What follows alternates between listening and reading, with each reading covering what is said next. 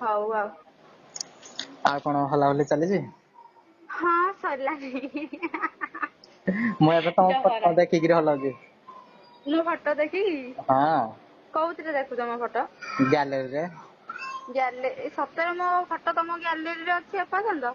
ହଁ ଯୋଉ last photo ଛାଡିଥିଲ ସେଇଥିବ ଖାଲି ରଖିଛି ସେଇଦିନ ପାଟି କରିଥିଲ ନା ଫଟୋ ରଖିନ ବୋଲି। ହଁ ସତରେ ନା କଣ? ସେ ହଁ ହେଇ 2-3ଟା ରଖିଦେଇଛି ବେଶୀ ନାହିଁ। ହଁ ମତେ ସେଣ୍ଡ କର ଟିକେ। ଯୋଉରା ଦେଖାଯାଉଛି ଏକା ହେଇରା ରଖିଛି। ସେଣ୍ଡ କର ମତେ ଟିକେ। ମୁଁ ସେଣ୍ଡ କରିବି ଏକା ତମେ ସେଣ୍ଡ କଲେ। ହଁ ମୁଁ କରିବି ସେଣ୍ଡ ତମେ କର ସେଣ୍ଡ। ପୁରା ଲଙ୍ଗଳା ହେଇକି। ହଁ ସେଣ୍ଡ କରୁଛି ତମେ ସେଣ୍ଡ କର। ମୁଁ ସାଙ୍ଗେ ସାଙ୍ଗେ ସେଣ୍ଡ କରିବି ତମେ ଯଦି ନ କଲ?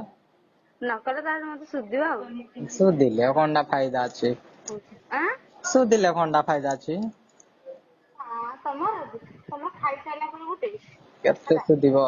ଆଉ ଗୋଟେ ଖାଲି ପେଟରେ ନା ଯୋ ଏ ଆଉ ଗୋଟେ ତ ଖାଇସାରିଲା ଶୁଣ ପରେ ଖାଇସାରିଲା ପରେ ଦିଟା। ଚୋବେଇକି ଦେଇ ଖାଇବ। ଗୋଟେ ଖାଇକିରି ଆଉ ଗୋଟେ ଖାଲି ପେଟରେ ହେଲୋ। ଆସୁନ କିଆଁ କେବେ ଅନୁଗୁଳ ଆଁ କେବେ ଆସ କୁହ?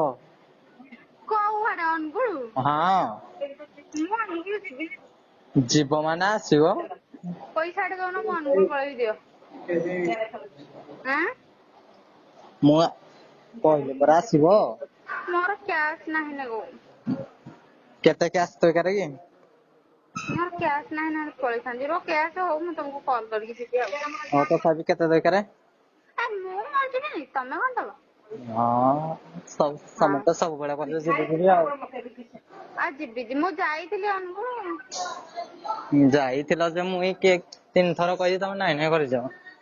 ହଉ ଏଇଥର ମୁଁ ଫୋନ କରିକି ଯିବି ତମ ପାଇଁ ପର୍ସନାଲ ପୁରା। ହଉ ହେଲା। ଦେଖାଯାଉ।